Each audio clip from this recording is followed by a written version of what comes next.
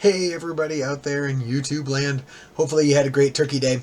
We had a bit of a adventure at our house. We have a baby due here in, let's see, it's the 23rd right now. So we have a baby due in a day. Tomorrow is the due date for our newest baby. And so we hosted Thanksgiving at our house because we knew we weren't going to want to go anywhere. And just as I was getting ready to put the bird in the oven, the bottom heating element in our oven went out. So that made for an interesting adventure in cooking Thanksgiving dinner. We ended up smoking the bird out in the smoker, which turned out great. It didn't take much longer than it would have in the oven, and it was delicious. So that was good, but the thought I'd walk you through here. Ended up replacing that heating element and thought I'd walk you through the process. So please excuse the mess, but here's our oven. It's the one that came with the house when we moved in. It has worked great up until recently. It is a Kenmore, and it works pretty well. Here's the element that we're talking about, the bottom element, and to replace it, the only tool you need is a little square drive screwdriver like this. In the bottom, the heating element is just held on with two screws that you can unscrew in the back. Once those are unscrewed, make sure you don't lose them, and then the heating element just pulls out. There are little metal tabs at the end of the heating element that just clip right onto the wiring harness, and those wires should pull through the little holes in the back. On the right hand side you'll be able to see the one that works nice. The one on the left gets a little stuck and pops out. To access that wiring harness, there are just a handful of screws on the back, and the whole plate can come right off if you need to get to the wire. Once you've got it off, I tested these, and my dad actually tested it first, but I wanted to show you.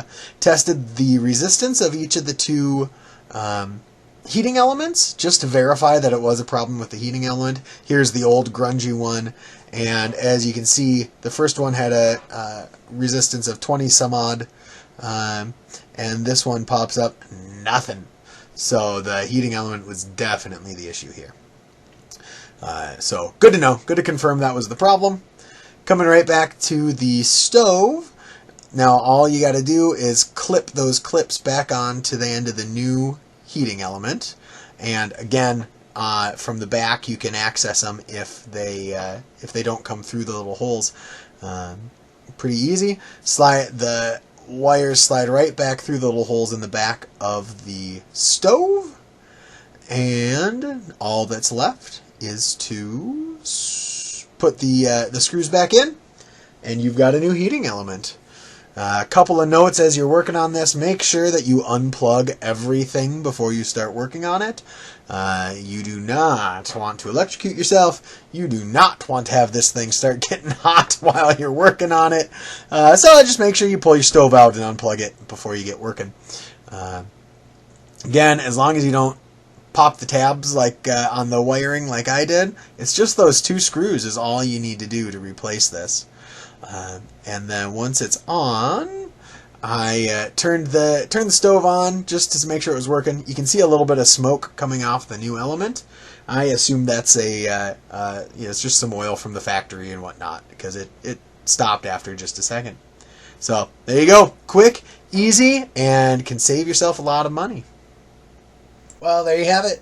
A $40 part saves either a repair call or replacing the stove.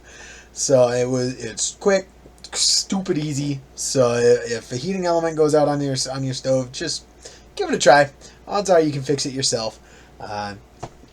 So hopefully you found that helpful. If you enjoyed, let me know. If it's helpful, let me know. If I missed something, please let me know. And if you want to see more videos of repair and stuff, let me know. It's kind of fun. I like fixing stuff around the house, and it saves us some money. So thanks for tuning in. Always good to see you. Hopefully you had a great turkey day and enjoy the holidays coming up. Cheers.